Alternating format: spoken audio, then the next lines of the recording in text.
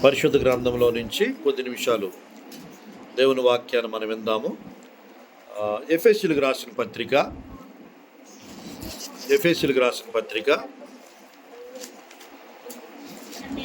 1వ అధ్యాయము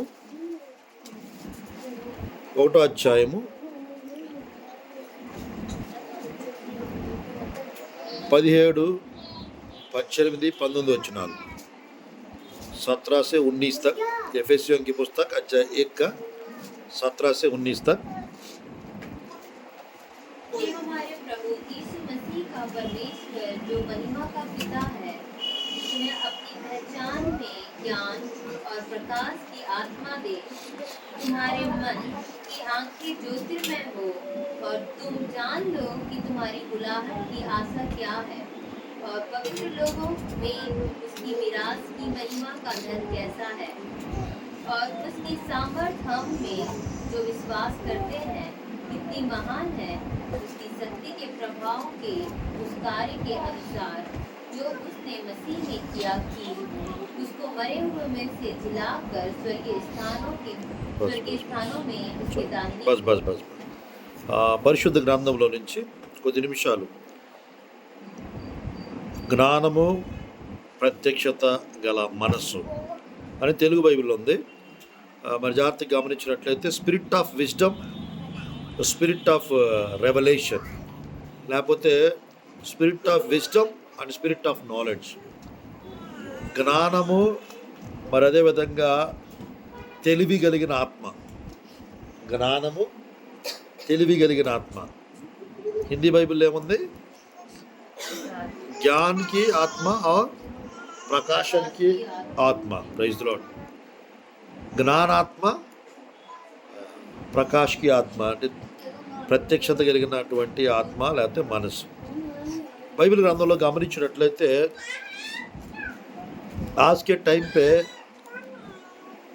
सबके जीवन में क्या होना चाहिए, మన జీవితాల్లో ఏమి ఉండాలి? జ్ఞానం ఉండాలి, అదేవిధంగా తెలివి కూడా ఉండాలి.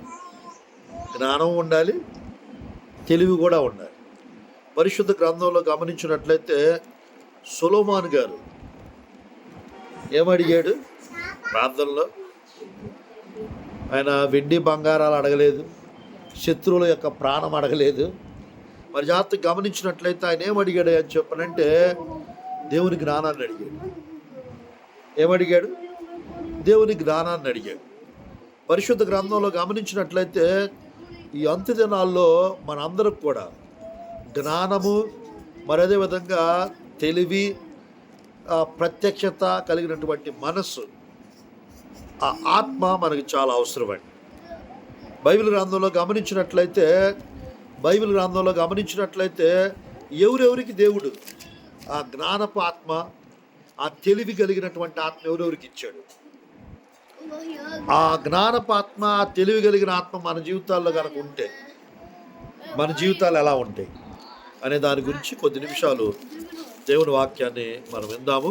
పరిశుద్ధ గ్రంథంలో గమనించినట్లయితే పరిశుద్ధాత్మ గురించి ఒక 7 ప్రత్యక్షతలు బైబిల్ గ్రంథంలో యెషయా గ్రంథము 11వ అధ్యాయం 2వ వచనాన్ని చూస్తే, యెషయా గ్రంథము ఐజయాకి పుస్తక 11 का 2 आयत 11:2 చూసినట్లయితే అక్కడ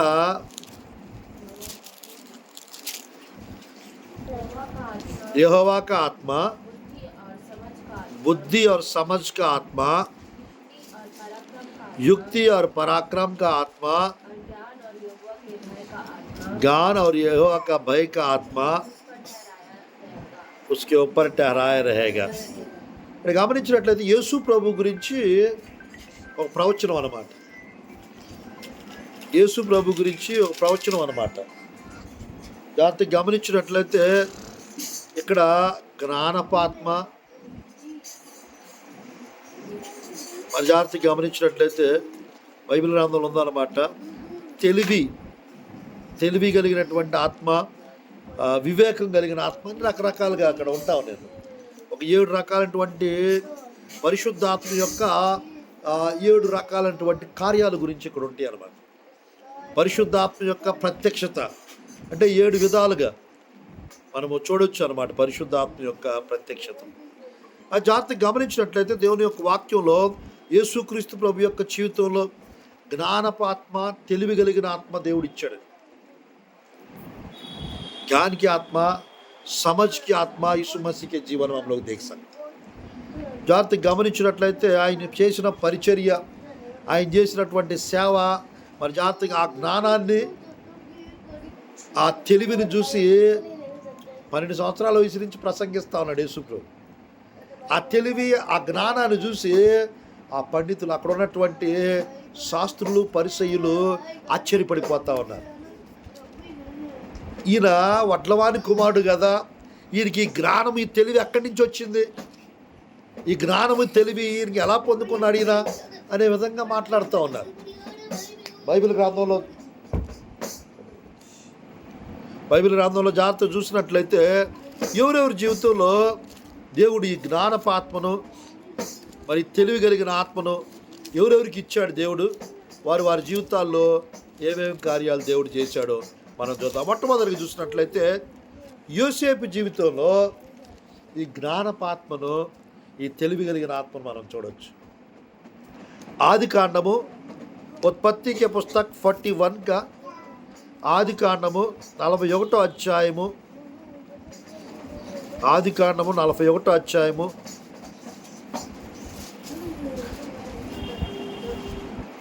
మరి జాగ్రత్తగా గమనించినట్లయితే 33వ వచనము, మరి అదేవిధంగా 38, 39 వచనాలు చదువుకుందాం. 33 और 38, 39. इसलिए फिरौन किसी समझदार और बुद्धिमान पुरुष को ढूंढ कर के उसे मिस्र देश पर प्रधानमंत्री ठहराए. కింద 39, 40. फिर फिरौन ने यूसुफ से कहा, परमेश्वर ने जो तुझे इतना ज्ञान दिया है कि तेरे तुल्य कोई समझदार और बुद्धिमान नहीं, इस कारण तू मेरे घर का अधिकारी होगा और तेरी आज्ञा के अनुसार मेरी सारी प्रजा चलेगी. केवल राजगद्दी के विषय में मैं तुझसे बड़ा ठहरूं. बस జాగ్రత్తగా గమనించినట్లయితే దేవుని యొక్క వాక్యంలో ఈ 41వ అధ్యాయము మరి ఇక్కడ చూసుకున్నట్లయితే పరిశుద్ధ గ్రంథంలో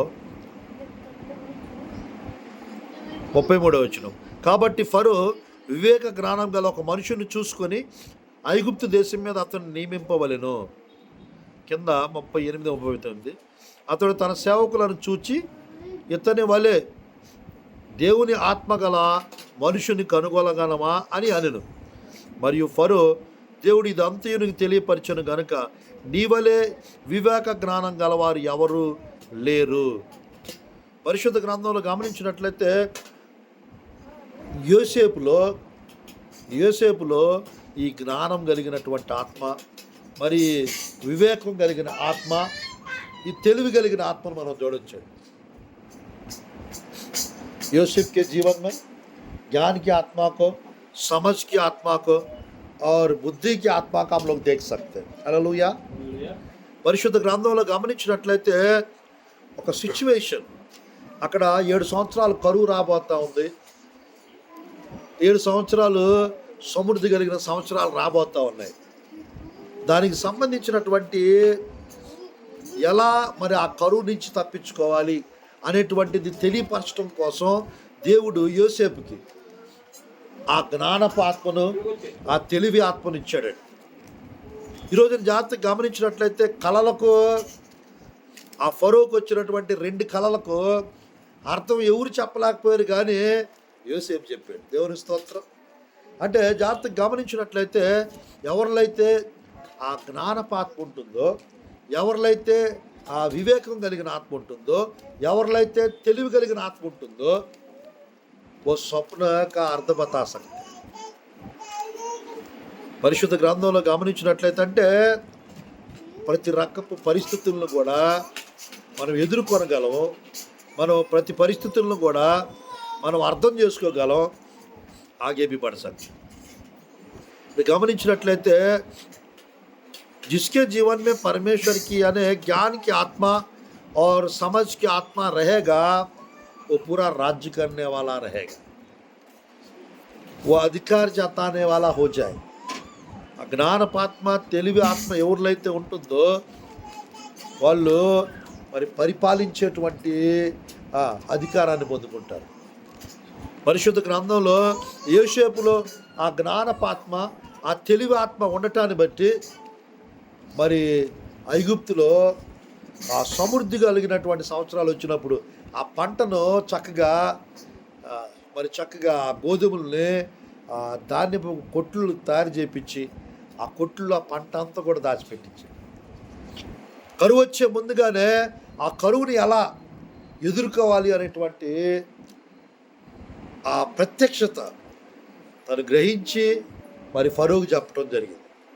ఈరోజున పరిశుద్ధ గ్రంథంలో మనకు కూడా దేవుడు యోసేపు వలె ఆ జ్ఞానపాత్మ ఆ సమజ్ ఆత్మ మనకు కూడా దేవుడు ఆ తెలివి కలిగిన ఆత్మని ఉండటానికి ఇష్టపడతా ఉన్నాడు. అది కనుక మనకుంటే ఏ పరిస్థితి ఉన్నప్పటికీ కూడా ఆ పరిస్థితులను మనము ఎదుర్కొనగలం, ఆ పరిస్థితులను మనము ఫేస్ చేయగలం. ఆ జ్ఞానపాత్మ తెలివి ఆత్మ కనుక లేకపోతే పరిస్థితులను చూసి మనం భయపడిపోతాం. బైబిల్ గ్రంథంలో గమనించినట్లయితే యోసేపు జీవితంలో ఆ జ్ఞానపాత్మ ఆ సమజ్కి ఆత్మ हम लोग देख सकते. తర్వాత చూసినట్లయితే పరిశుద్ధ గ్రంథంలో అపోస్తుల కార్యములు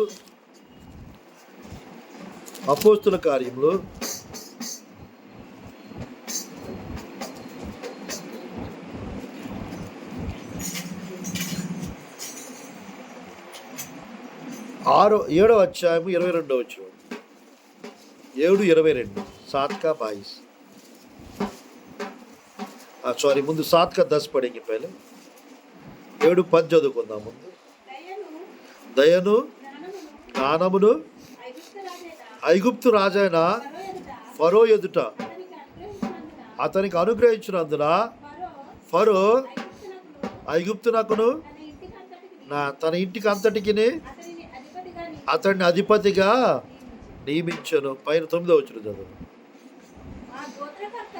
ఆ గోత్రకర్తలు మచ్చరపడి యోసేపును ఐగుప్తులోనికి పోవుటకు అమ్మివేసిరి, కానీ దేవుడు అతనికి తోడై ఉండి అతన్ని శ్రమలన్నింటిలో నుండి తప్పించి దయను జ్ఞానం చాలు 7 का प्रेरितों की काव्य पुस्तक 7 का 9-10. ఇక్కడ గమనించినట్లయితే యోసేపుకు దేవుడు దయను జ్ఞానాన్ని ఇచ్చి మరి జాగ్రత్తగా గమనించినట్లయితే ఐగుప్తు మీద మరి ఫరో ఇంటి మీద అతన్ని అధిపతిగా నియమించాడు. ఇక్కడ గమనించినట్లయితే ఎవరికైతే దేవుని యొక్క జ్ఞానం, ఎవరికైతే దేవుని యొక్క తెలివి దేవుడు అనుగ్రహిస్తాడో వారు చక్కగా మరి జాగ్రత్తగా గమనించినట్లయితే వారు అధిపతులుగా నియమించబడతారు. ఈ రోజున మనము ఎంత దినాల్లో మరి చక్కగా అంటే ఎక్కడున్నప్పటికీ కూడా మనం అధిపతులంగా ఏలే వారంగా ఉండాలంటే ఈ జ్ఞానపాత్మ తెలివి ఆత్మ ఖచ్చితంగా మనకు ఉండాలండి. రెండవదిగా చూసినట్లయితే పరిశుద్ధ గ్రంథంలో మనం చూసినట్లయితే ద్వితీయోపదేశ కాండము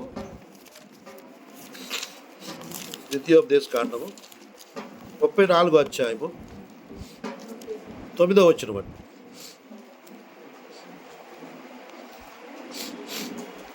34:9 34 का 9 వ్యవస్థ వివరణ. మోషే తన చేతులను నూను కుమారుడైన యెహోషువ మీద ఉంచి అతడు జ్ఞానాత్మపూరుడాయను కాబట్టి ఇశ్రాయేలు అతని మాట విని యెహోవా మోషేకు ఆజ్ఞాపించినట్లు చేసిరి. జాగ్రత్తగా గమనించినట్లయితే जिसके जीवन में ज्ञान की आत्मा समझ की आत्मा रहेगा वो अधिकारी बन जाएंगे. यूसुफ के अंदर ज्ञान की आत्मा समझ की आत्मा आप देख सकते हैं और वो अधिकारी बन गए. ఇక్కడ గమనించినట్లయితే యెహోషువ జీవితంలో ఆ జ్ఞానపాత్మ అంటే మోషే చనిపోతా యెహోషువ మీద తన చేతులు ఉంచాడు. ఆ చేతులు ఉంచడాన్ని బట్టి అతడు జ్ఞానాత్మపూర్ణుడైనట్టుగా బైబిల్ గ్రంథంలో రాయబడింది. ఈరోజు జాగ్రత్తగా గమనించినట్లయితే యెహోషువ 31 మంది రాజులను జయించాడు. ఎంతమంది రాజుల్ని? 31 రాజాకు 31 మంది రాజుల్ని ఏం చేశాడంట? జయించాడంట. దేవుని స్తోత్రం, హల్లెలూయా. ఈరోజు జాగ్రత్తగా గమనించినట్లయితే రాజుల్ని జయించాలన్నా, జై జీవితం జీవించాలన్నా, మరి జాగ్రత్తగా గమనించినట్లయితే 6 లక్షల నుంచి 20 లక్షల మంది, 6 लाख से 20 लाख लोगों का चराना मामूली बात है क्या? మోషే తర్వాత నాయకత్వం దేవుడు యెహోషువకి ఇచ్చాడు. ఆ యెహోషువ ఆ జ్ఞానపాత్మ ఆయనలో ఉంది కాబట్టి లక్షల మందిని నడిపించే నాయకుడు అయ్యాడు. ఈ రోజున आज के टाइम पे घर चलाने के लिए, परिवार को चलाने के लिए, मैनेजमेंट के लिए थोड़ा सा पैसा का सारा चीज़ అన్నిటిని మెయింటెనెన్స్ చేయాలంటే ఖచ్చితంగా జ్ఞానాత్మ, తెలివి కలిగిన ఆత్మ మనకు ఖచ్చితంగా కావాలి. దేవుని స్తోత్రం, హల్లెలూయా. బైబిల్ గ్రంథంలో జ్ఞానం వల్ల ఇల్లు కట్టబడును, వివేచన వల్ల ఆ ఇల్లు అంట స్థిరంగా నిలబడుతుందంట. बाइबल में नीति वचन 24 का 3 జ్ఞానం వల్ల ఇల్లు కట్టబడును, వివేచన వల్ల అది స్థిరపరచబడును అని ఉంటుందండి. అబ్బా, జ్ఞానం వల్ల అంటే ఇల్లు కట్టబడుతుందంట, వివేచన వల్ల ఇల్లు స్థిరపరచబడుతుంది. అంటే ఈరోజు నా జ్ఞానం ఉండాలి, మనకు ఖచ్చితంగా తెలివి కూడా ఉండాలండి. జ్ఞానపాత్మ కూడా కావాలి, తెలివి కలిగిన ఆత్మ కూడా మనకు ఖచ్చితంగా కావాలి. 24:5 సామెతలు 24:5 నీతి వచ్చి, జ్ఞానం గలవాడు బలవంతుడిగా ఉండును, తెలివి గలవాడు శక్తిమంతుడిగా ఉండును. అబ్బా, జ్ఞానం కలిగి గనక మనం ఉంటే బలవంతులుగా ఉండొచ్చు, తెలివి కలిగిన వారిగా మనం ఉంటే శక్తిమంతులుగా ఉండొచ్చు. పరిశుద్ధ గ్రంథంలో గమనించినట్లయితే ఈరోజు దేవాతి దేవుడు మనకు జ్ఞానపాత్మ, తెలివి కలిగిన ఆత్మని ఇవ్వటానికి ఇష్టపడతా ఉన్నాడు. ఇక మూడవదిగా చూసినట్లయితే సొలొమోను జీవితంలో, सलोमन के जीवन में भी हम लोग देख सकते हैं ज्ञान की आत्मा, समझ की आत्मा के बारे में. पहला राजा की पुस्तक, మొదటి రాజుల గ్రంథం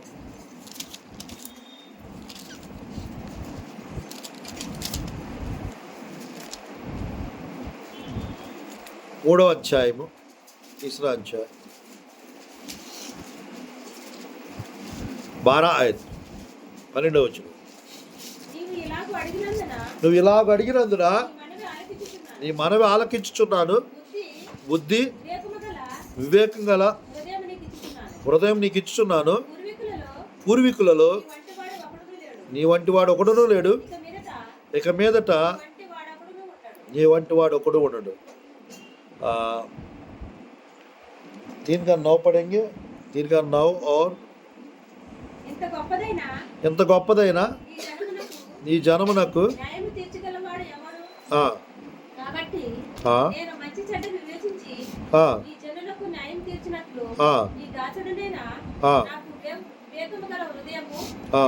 దయచేయి. చాలు. సొలొమోను ప్రార్థన చేస్తూ ఉన్నాడు ఏమనంటే, వివేకం కలిగినటువంటి, తెలివి కలిగినటువంటి, బుద్ధి కలిగినటువంటి హృదయం నాకు ఇమ్మని ప్రార్థన చేస్తాను. परमेश्वर की वचन में आज हम लोग को भी यही प्रार्थना करना है. समझ की आत्मा मुझे दे प्रभु, बुद्धि की आत्मा मुझे दे प्रभु, బుద్ధి జ్ఞానం కలిగిన ఆత్మ నాకు దయచే ప్రభు అని మనం కూడా ఎవరికాళ్ళు ప్రార్థన చేసుకోవాల్సిన వారమై ఉన్నాం. జాగ్రత్తగా గమనించినట్లయితే పరిశుద్ధ గ్రంథంలో సొలొమోనుకి దేవుడు ఆ జ్ఞానాన్ని అడగటాన్ని బట్టి అడగనే కూడా ఇచ్చాడంటే. 13వ వచనం చూసినట్లయితే దీనికి అత్యారా, మరియు నీవు నీవు ఐశ్వర్యమును ఐశ్వర్యమును ఘనతను ఘనతను ఇమ్మని ఇమ్మని అడగకపోయినను అడగకపోయినాను నేను వాటిని కూడా నీకు నేను వాటిని కూడా నీకు ఇచ్చుచున్నాను.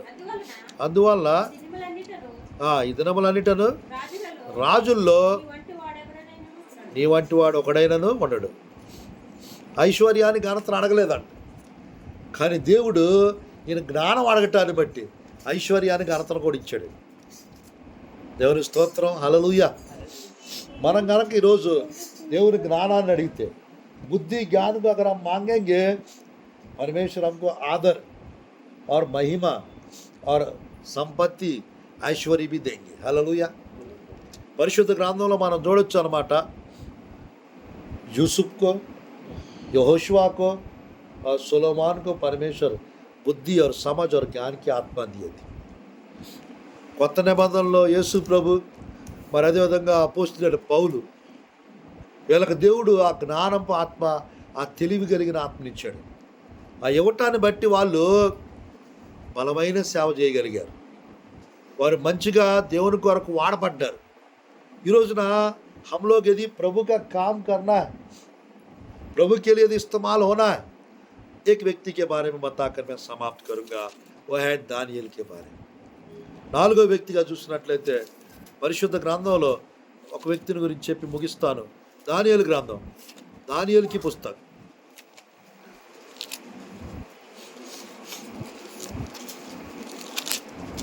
ఐదవ అధ్యాయము. దానియేలుకి పుస్తకం 5వ అధ్యాయం 11 5 का 11 और 12. పరిశుద్ధ దేవతల ఆత్మ గలవాడు, అతడు పరిశుద్ధ దేవతల ఆత్మ గలవాడు. దేవతల ఆత్మ గలవాడు. ఈ తండ్రి కాలంలో ఆ, అతడు దైవ జ్ఞానమును వంటి జ్ఞానమును ఆ, బుద్ధియు బుద్ధియు తెలివియు తెలివియు గలవాడై ఉండుట గలవాడే యుండుట ఈ తండ్రి నీ తండ్రి కనుగొనెను. కనుగొనెను. కనుక కనుక ఈ తండ్రి అయిన నీ తండ్రి అయిన రాజగు నెబుకద్నెజరు శకునగాండ్రకును గారడి విద్య గలవారికి కల్దీలకును జ్యోతిష్కులకును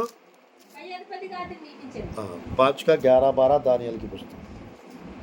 మరి గమనించినట్లయితే 12వ వచనం, ఈ దానియేలు శ్రేష్టమైన బుద్ధి గలవాడే, కలలు తెలియజేయుటకును మర్మములను బయలుపరచుటకును కఠినమైన ప్రశ్నలకు ఉత్తరం ఇచ్చుటకును జ్ఞానమును తెలివి గలవాడుగా కనబడెను. కనుక ఆ రాజు అతనికి బెల్తెషాజరు అని పేరు పెట్టెను. ఇక్కడ గమనించినట్లయితే ఎవరికైతే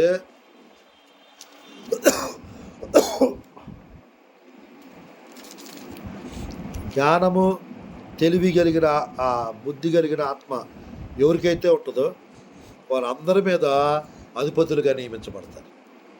మరి అదేవిధంగా ఇక్కడ ఉందన్నమాట 12వ వచనంలో కళలు తెలియజేయటం, మర్మాలు బయలుపరచడం, మరి అదేవిధంగా కఠినమైన ప్రశ్నలకు ఉత్తరం ఇవ్వటం. ఇలాంటి వాళ్ళం అయిపోతాం మనం కూడా. కళలు ఎవరికన్నా వస్తే అటు అర్థాలు చెప్పే వాళ్ళం అయిపోతాం. కఠినమైనటువంటి ప్రశ్నలకు కూడా మనం ఉత్తరం ఇచ్చే వాళ్ళంగా అయిపోతాం. మరి మర్మాలు కూడా తెలుసుకుంటాం, తెలియపరుస్తాం. అనేక మర్మాలు దేవుడు మనకు తెలియపరుస్తాడు.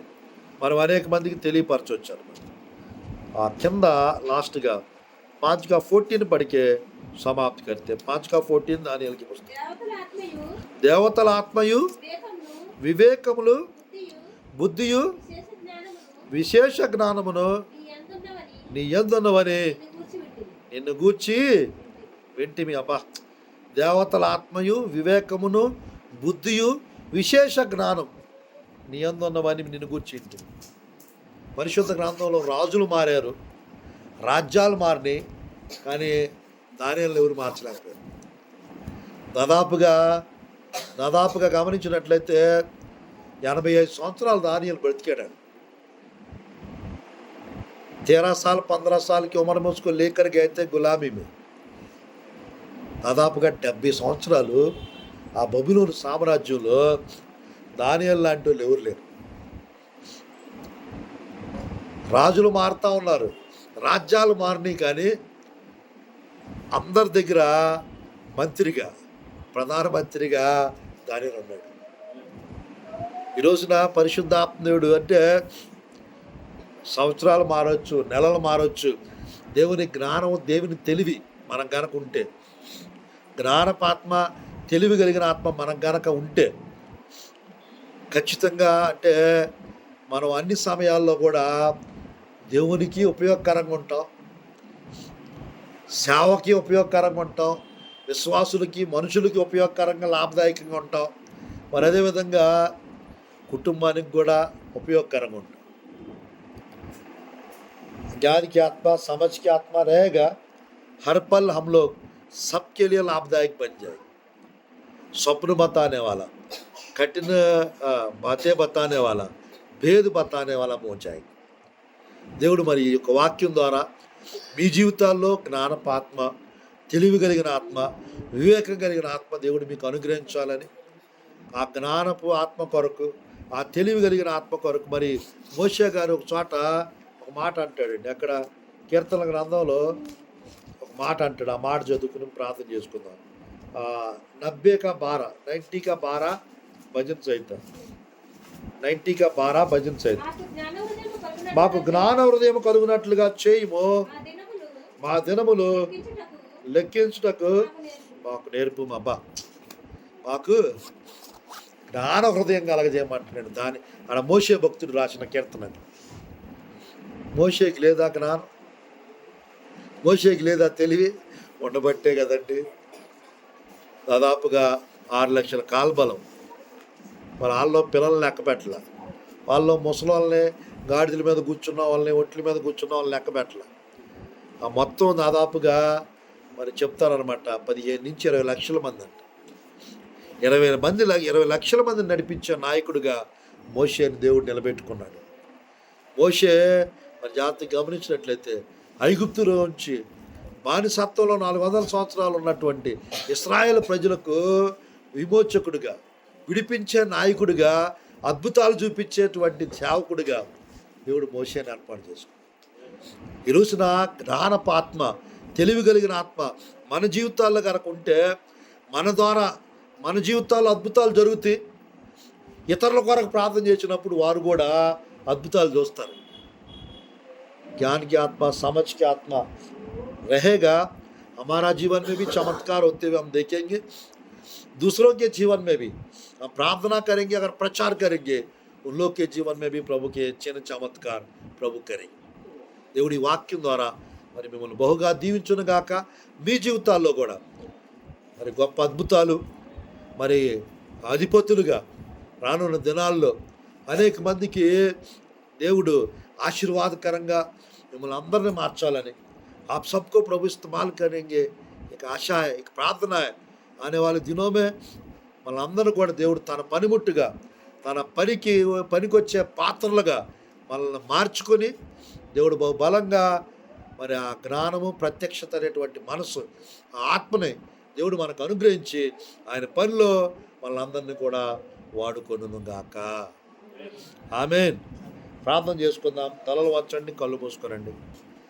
మహిమ కలిగిన రాజా, మహిమోన్నతుడా, సర్వోన్నతుడా, జ్ఞానము మన నాయన, తెలివి, జ్ఞానపాత్మ మన నాయన, తెలివి ఆత్మ, బుద్ధి కలిగిన ఆత్మ, తెలివి కలిగిన ఆత్మను నాయన, జ్ఞాన హృదయాన్ని మాకు దయచేయమని ఈరోజు ప్రార్థిస్తూ ఉన్నాం. ప్రభువా, ప్రార్థన ఆలకించువాడా మీ స్తోత్ర, మేలు చేయవాడా మీ స్తోత్ర, అభిషేకాన్ని, ఆశీర్వాదాలను కలగ చేయవాడా మీ స్తోత్రాలు. ప్రభు, నీ ప్రియబిడ్డల దగ్గరికి రోజు రావటానికి, ఈ విధంగా ప్రభు వాక్యాన్ని పంచుకోవటానికి మీరు ఇస్తున్న మంచి సమయాన్ని బట్టి, మంచి అవకాశాన్ని బట్టి వందనాలు ప్రభు.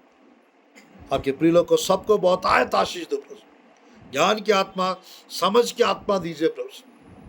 ఏ విధంగా అయితే ప్రభు యోసేపుకి, ఏ విధంగా అయితే ప్రభు యెహోషువాకి, మరి నాయన సొలొమోనుకి పరిశుద్ధాత్మ మీ స్తోత్రాలు, మోషేకి, యేసయ్యా మరి మీ జీవితంలో ఆ జ్ఞానపాత్మ, ఆ యొక్క తెలివి కలిగిన ఆత్మ, ఆయా ప్రత్యక్షత నాయన మీరు అనుగ్రహించారో అపోస్తలుడైన పౌలుకి, అదేవిధంగా ప్రభువా మాకు కూడా ప్రభువా ఆ జ్ఞానపాత్మ, ఆ తెలివి కలిగిన ఆత్మను మీరు దయచేసి మమ్మల్ని కూడా ప్రభువా నీ పని కొరకు, నీ పనిముట్టుగా, నీ పాత్రలుగా వాడుకోమని ప్రార్థిస్తున్నాం.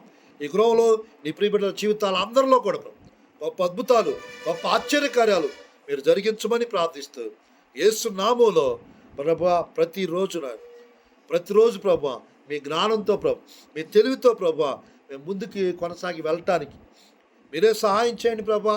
మీ జ్ఞానంతో ప్రభా మమ్మల్ని అందరినీ నింపండి ప్రభా. మీ తెలివితో ప్రభా మమ్మల్ని అందరూ కూడా నింపండి ప్రభా. మీ అభిషేకంతో ప్రభా మమ్మల్ని అందరూ కూడా నింపమని ప్రార్థిస్తూ ఆశీర్వదించమని, వర్ధల చేయమని, సహాయం చేయమని, కృప చూపించమని యేసు నామములో అడిగి వేడుకొంచున్నాం పరమ తండ్రి. ఆమేన్, ఆమేన్. మీ అందరికీ హృదయపూర్వక వందనాలండి. आप सबको जय मसीहకి. మరి మన ఆంధ్ర రాష్ట్రాన్ని, మరి అదేవిధంగా మన తెలంగాణ రాష్ట్రాన్ని దేవుడు బహుగా దీవించునుగాక. God bless you all. అందరికీ వందనాలు. Praise lord.